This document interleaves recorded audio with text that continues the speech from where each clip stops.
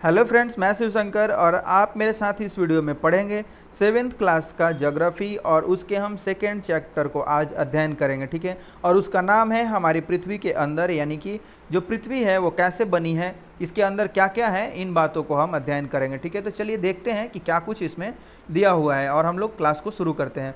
तो हमारी पृथ्वी एक गतिशील ग्रह है। ठीक है, हम जानते हैं कि यह क्या करती है, हमेशा चलती रहती है।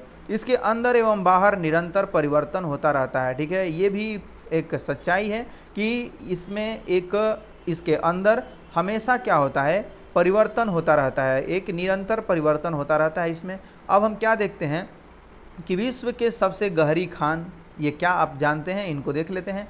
विश्व की सबसे गहरी खान दक्षिण अफ्रीका में स्थित है तथा इसकी गहराई लगभग 4 किलोमीटर है। ठीक है, यानी कि 4 किलोमीटर नीचे से हम खान को खोद करके निकालते हैं किसी भी अयस्क को। अब हम यह देखते हैं कि तेल की खोज में इंजीनियर 6 किलोमीटर गहराई तक खोद चुके हैं। ठीक है, क्या करते हैं कि तेल की खोज में इंजीनियर 6 किलोमीटर गहराई तक खोद चुके हैं ये पृथ्वी को। अब देखते हैं कि पृथ्वी के केंद्र तक पहुंचने के लिए जो बिल्कुल असंभव है, यानी कि पृथ्वी के केंद्र तक हम नहीं पहुंच सकते, नहीं खोद सकते उतना। ठीक है, यह देखते हैं कि पृथ्वी के केंद्र तक पहुंचने के लिए, जो कि बिल्कुल असंभव है, आपको समुद्र की सतह पर 6000 किलोमीटर तक की गहराई को खोदना होगा। क्या करना होगा, 6000 किलोमीटर गहराई को इसमें खोदना होगा, तब आप जा करके कहाँ पहुँचेंगे, पृथ्वी के केंद्र पर पहुँचेंगे, जो कि वहाँ पहुँचना असंभव है। ठीक है, अब पृथ्वी का आंतरिक भाग ये यहाँ पे दर्शाया गया है। आंतरिक भाग क्या क्या है पृथ्वी के, तो आप देख सकते हैं भूपर पट्टी है, मेंटल है, क्रोड मेंटल है, सीमा है और बाह्य क्रोड है, फिर आंतरिक क्रोड है। इस प्रकार से इसमें पृथ्वी बटी हुई है।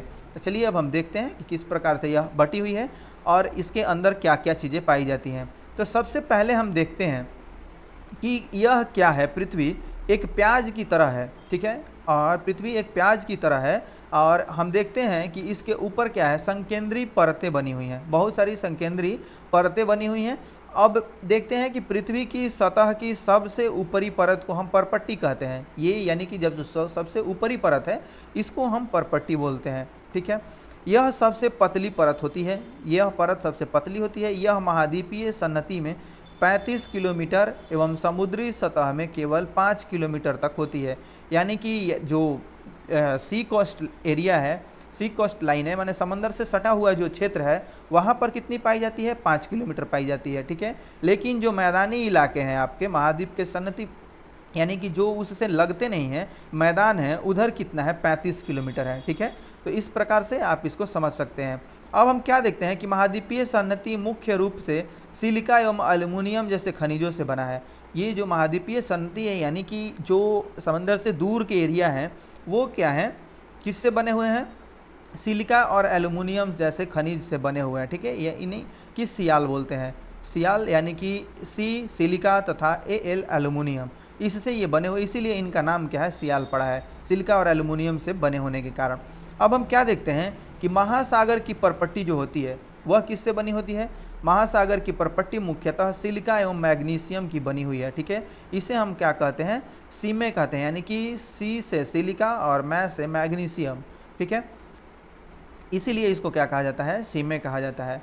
अब हम क्या देखते हैं कि परपट्टी के ठीक नीचे मेंटल होता है। परपट्टी के ठीक नीचे क्या होता है, मेंटल होता है, जो 2900 किलोमीटर की गहराई तक फैला है। इसकी सबसे आंतरिक परत को हम क्रोड कहते हैं। इसकी सबसे आंतरिक परत यानी कि सबसे नीचे की परत क्या है, वह क्रोड है। इस प्रकार से आप महाद्वीपीय परपट्टी एवं महासागरीय परपट्टी को समझ सकते हैं। तो यहाँ हम क्या देख रहे हैं, महाद्वीपीय परपट्टी ये है महाद्वीप, और यहाँ महासागरीय परपट्टी है, महासागर है और महासागरीय परपट्टी है। ये ऊंचा आप जो देख रहे हैं यह क्या है, महासागर है, और ये क्या है, नीचे जो आप पीला भाग देख रहे हैं यह महासागरीय परपट्टी है। और हम ऊपर का जो ये एरिया देख रहे हैं, ये क्या देख रहे हैं, ये है महाद्वीप, और नीचे ये जो रेड देख रहे हैं ये महाद्वीपीय परपट्टी देख रहे हैं। ठीक है, तो यह क्या होता है कि जो सबसे ऊपर का लेयर होता है वह महाद्वीप में कितना होता है, 35 किलोमीटर होता है, और महासागर के क्षेत्रों में कितना होता है, तो 5 किलोमीटर होता है। ठीक है, ये हमने देख लिया है, ये हमने जान लिया है। ठीक है, यहाँ पे आप देख सकते हैं कि यह महाद्वीपीय सन्नति में 35 किलोमीटर एवं समुद्री सतह में 5 किलोमीटर तक है। ठीक है, और ये भी हम जान लिए कि क्या क्या किन किन चीज़ों से यह मिल करके बना हुआ है। तो इस प्रकार अब देखते हैं कि इसकी त्रिज्या कितनी है, लगभग 3500 किलोमीटर है, ठीक है। यानी कि हमने यह देखा कि परपट्टी जो है, यानी कि परपट्टी के ठीक नीचे मेंटल होता है। परपट्टी के ठीक नीचे क्या है, मेंटल है, जो 2900 किलोमीटर की गहराई तक फैला है। इसकी सबसे आंतरिक परत क्रोड है, ये भी हमने देखा है। और क्या है, जिसकी त्रिज्या लगभग 3500 किलोमीटर है, ठीक है। क्रोड की त्रिज्या कितनी है, 3500 किलोमीटर है। यह मुख्यतः निकेल एवं लोहे की बनी होती है। इसे हम क्या कहते हैं, नीफे कहते हैं, यानी कि नी से निकल और फे से फेरस, ठीक है। तो इन सभी जो ये दो धातु हैं, इनकी प्रचुरता यहाँ पे पाई जाती है, निकेल और फेरस की। अब केंद्रीय क्रोड का तापमान एवं दाब काफ़ी उच्च होता है। जो केंद्रीय क्रोड होता है उसका ताप और दाब क्या होता है, तापमान और दाब जो होता है वह बहुत अधिक होता है, बहुत उच्च होता है। अब क्या आप जानते हैं, ठीक है, क्या आप जानते हैं को देख लेते हैं। पृथ्वी के आयतन का केवल 1% हिस्सा ही परपट्टी है। पृथ्वी का जो आयतन है उसका सिर्फ 1% हिस्सा क्या है, परपट्टी है। 84% जो हिस्सा है उस वह मेंटल है। और क्या है, 15% हिस्सा क्रोड है। यानी कि जो सबसे ज़्यादा है वह क्या है, वह है मेंटल का, यानी कि 84% हिस्सा है। और उसके बाद क्या है, क्रोड है जो कि 15% है। और सबसे कम क्या है, वह है जो उसके सबसे ऊपर का यानी कि परपट्टी होता है वह, यानी 1%। अब हम देखते हैं कि पृथ्वी की त्रिज्या कितनी है। पृथ्वी की त्रिज्या है 6371 किलोमीटर, ठीक है। पृथ्वी की त्रिज्या है 6371 किलोमीटर।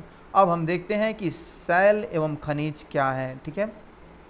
चलिए इनको अध्ययन करते हैं और देखते हैं कि शैल एवं खनिज क्या है। पृथ्वी की परपट्टी अनेक प्रकार के शैलों से बनी है। पृथ्वी की जो परपट्टी है वह बहुत अन्य प्रकार के क्या है, शैलों से बनी है।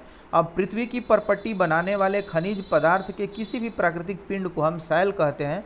और शैल विभिन्न रंग आकार एवं गठन की हो सकती हैं। इनका कोई रंग आकार और इनकी संरचना जो है वो निर्धारित नहीं है, और वो एक क्या है, मतलब फिक्स नहीं है। अब हम देखते हैं कि मुख्य रूप से शैल 3 प्रकार की होती है। मुख्य रूप से शैल कितने प्रकार के होते हैं, तो 3 प्रकार की होती हैं। अग्नेय यानी कि इग्नियस, ठीक है, इग्नियस शैल। और क्या देखते हैं कि अवसादी शैल यानी कि सेडिमेंट्री शैल, ठीक है, अवसादी इसी को बोलते हैं, सेडिमेंट्री को ही। और क्या है, कयांतरित, ठीक है, यानी कि मेटामॉर्फिक शैल, ठीक है, कयांतरित। अग्नेय, अवसादी और कयांतरित, ये 3 प्रकार की होती हैं। जो शैल हैं वो 3 प्रकार की होती हैं। द्रवित मैग्मा, अब यहाँ पे हम देखते हैं कि जो द्रवित मैग्मा ठंडा होकर ठोस हो जाता है, इस प्रकार बने शैल को अग्नेय शैल कहते हैं, ठीक है। इन्हें हम प्राथमिक शैल भी कहते हैं। जो मैग्मा होता है यानी कि जो लावा राख निकलते हैं ज्वालामुखी वगैरह से, और पृथ्वी के अंदर ये सभी क्या करते हैं, उपस्थित होते हैं, और ये एक ज्वालामुखी के माध्यम से निकल जाते हैं बाहर, और वो जब ठंडे हो जाते हैं इनको हम क्या कहते हैं, अग्नेय शैल कहते हैं। यानी इनको हम आप प्राथमिक शैल भी कह सकते हैं। अग्नेय शैल क्या होता है, यह भी 2 प्रकार का होता है, 2 तरह का होता है, ठीक है। एक होता है अंतर्भेदी शैल और दूसरा होता है बहिर्भेदी शैल, ठीक है। अग्नेय शैल भी 2 प्रकार का होता है। पहले को आप अंतर्भेदी शैल कह सकते हैं और दूसरे को बहिर्भेदी शैल कह सकते हैं।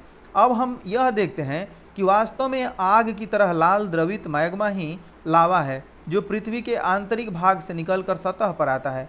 ये जो लाल यानी कि भाग निकलता है, द्रवित भाग, वह मैग्मा वही लावा होता है जो कि नीचे से पृथ्वी के निचले हिस्से से निकल करके सतह पर आ जाता है, उसके सरफेस पर आ जाता है। जब द्रवित लावा पृथ्वी की सतह पर आता है, यह तेजी से ठंडा होकर ठोस बन जाता है। क्या होता है, यह तेजी से ठंडा होता है और ठोस बन जाता है। और परपट्टी पर इस प्रकार से बने शैल को हम क्या कहते हैं, बहिर्भेदी आग्नेय शैल कहते हैं, ठीक है। बहिर्भेदी आग्नेय शैल ये है। अब ये हम देखते हैं कि इसकी संरचना बहुत महीन दानों वाली होती है। ये इसकी जो संरचना होती है वह बहुत ही महीन दानों से होती है, मिल करके बनी होती है। उदाहरण इसका बेसाल्ट है, ठीक है। अब दक्कन का पठार बेसाल्ट से बना है, दक्कन का जो पठार है वह बेसाल्ट से ही बना है। उसके बाद क्या हम देखते हैं कि द्रवित मैग्मा जो होता है वह कभी कभी भूपर्पट्टी के अंदर गहराई में ही ठंडा हो जाता है, ऊपर नहीं आता है, ठीक है। जो मैग्मा होता है वो ऊपर ना आकर के पृथ्वी के गहराई में ही क्या हो जाता है, ठंडा हो जाता है। इस प्रकार बने ठोस शैल को हम क्या कहते हैं, अंतर्भेदी आग्नेय शैल कहते हैं। धीरे धीरे ठंडा होने के कारण ये बड़े दानों का रूप ले लेते हैं। ग्रेनाइट ऐसे ही शैल का एक उदाहरण है। ग्रेनाइट क्या है, इस प्रकार के यानी कि अंतर्भेदी आग्नेय शैल का उदाहरण है। और यह वह होता है जो मैग्मा बाहर नहीं निकलता है और अंदर ही क्या हो जाता है, ठंडा हो जाता है, ठीक है।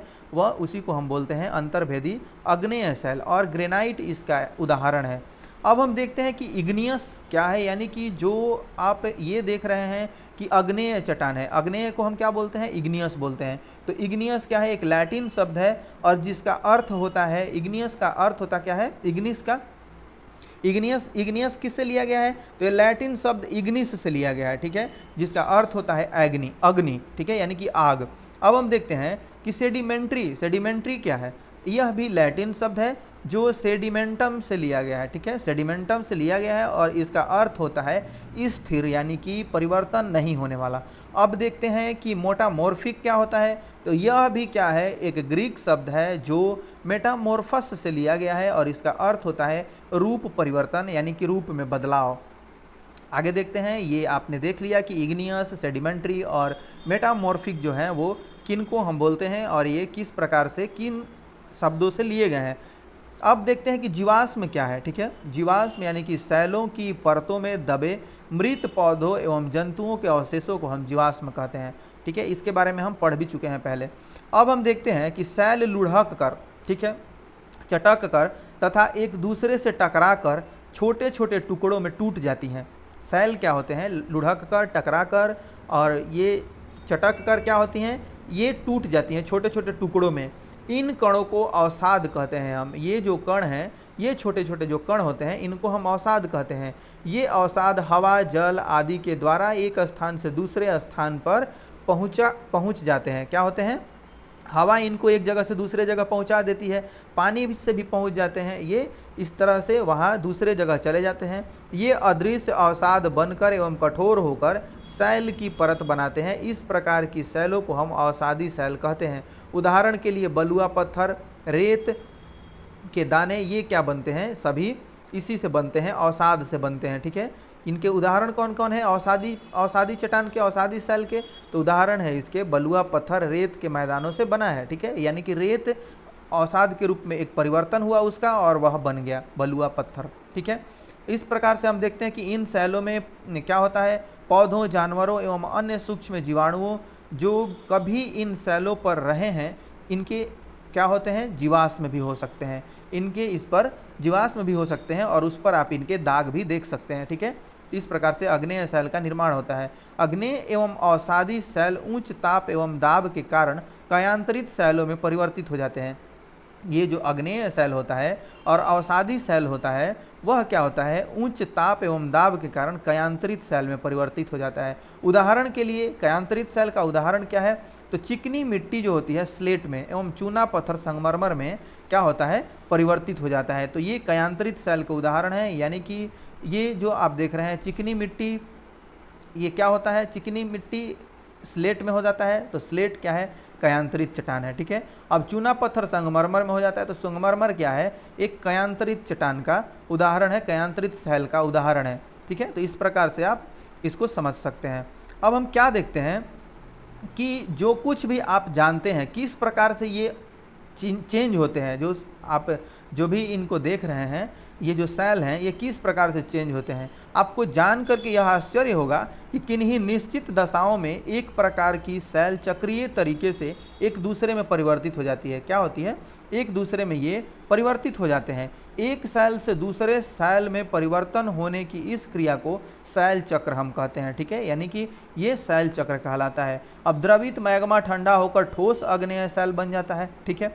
अब ये आग्नेय सैल छोटे छोटे टुकड़ों में टूटकर एक स्थान से दूसरे स्थान पर क्या होता है, स्थानांतरित होकर अवसादी सैल का निर्माण करता है, ठीक है। अब हम क्या देखते हैं आगे चल के कि ताप एवं दाब के कारण ये आग्नेय एवं अवसादी सैल कयांतरित सैल में बदल जाते हैं, ठीक है। ये हम देखते हैं कि ताप और दाब के कारण क्या होता है कि आग्नेय एवं अवसादी सैल जो है वो कयांतरित सैल में बदल जाते हैं। अत्यधिक ताप एवं दाब के कारण कयांतरित सैल पुनः पिघलकर द्रवित मैग्मा बन जाता है, ठीक है। इस प्रकार से इनका क्या होता है, ये बदलते रहते हैं। अब यह द्रवित मैग्मा पुनः ठंडा होकर ठोस आग्नेय सैल में परिवर्तित हो जाता है। तो आप इनका परिवर्तन देख सकते हैं कि किस प्रकार से ये, अब ये सैल चक्र है, ठीक है, यानी कि कैसे ये परिवर्तन इनका हो रहा है। अवसादी, कयांतरित अवसादी क्या बन जाता है, फिर मैग्मा बन जाता है। कयांतरित क्या बन जाता है, मैग्मा बन जाता है। और इसमें हम देखते हैं कि मैग्मा क्या बन जाता है, आग्नेय बन जाता है, और आग्नेय क्या बन जाता है, मैग्मा बन जाता है। इस प्रकार से आग्नेय जो है वह अवसाद बन जाता है, यह तलछट में आ करके, और अवसादी क्या बन जाता है, अवसाद होता है, और ये अवसाद क्या बन जाता है, फिर अवसादी सेल बन जाता है। इस प्रकार से ये क्या करते हैं, निर्माण करते रहते हैं एक दूसरे का, और एक दूसरे में ये परिवर्तित होते रहते हैं। ठीक है, तो आपने बहुत ही बढ़िया से इसको देखा है कि किस प्रकार से हमने सेल के निर्माण होते हैं उनको समझा है। और ये हम देखते हैं कि सेल विभिन्न खनिजों से बनी होती है, जो सेल होते हैं वो विभिन्न प्रकार के खनिजों से बनते हैं। फिर खनिज प्राकृतिक रूप में पाए जाने वाले पदार्थ हैं जिनका निश्चित भौतिक गुण धर्म होता है, निश्चित रासायनिक मिश्रण होता है। ठीक है, उनका एक विशेष गुण धर्म होता है, यानी कि उसमें गुण होता है, और एक रासायनिक वो मिश्रण होते हैं। खनिज मानव जाति के लिए बहुत महत्वपूर्ण है। कुछ का उपयोग ईंधन की तरह होता है, जैसे कि कोयला, प्राकृतिक गैस एवं पेट्रोलियम, ये सभी क्या है, खनिज हैं। अब हम क्या देखते हैं कि इनका उपयोग उद्योग में, औषधि एवं उर्वरक में भी होता है, जैसे कि लोहा है, एल्युमिनियम है, सोना है और यूरेनियम है। तो ये सभी क्या है, एक प्रकार से चट्टान ही है और सेल ही है। ठीक है, तो इस प्रकार आप देख सकते हैं यहाँ से क्वेश्चन की द्रवित मैग्मा से बने सेल कौन से होते हैं, पृथ्वी की सबसे जो ऊपरी परत है, भीतरी परत कौन है। अब देखते हैं कि सोना, पेट्रोलियम एवं कोयला किसके उदाहरण हैं, सेल जिसमें जीवाश्म होते हैं उनको क्या कहते हैं, पृथ्वी की सबसे पतली परत क्या है। तो ये सभी हम क्या कर चुके हैं, पढ़ चुके हैं बहुत अच्छे से। आप इन सबको क्या करें, हल करने का कोशिश करें, और यह जाने कि आपने कितना ध्यान से सुना है। तो आपने बहुत ही एकाग्रता के साथ इस वीडियो को देखा है, आप ऐसे ही देखते रहें। आपका बहुत बहुत धन्यवाद। मिलते हैं नेक्स्ट वीडियो में। Thanks for watching this video.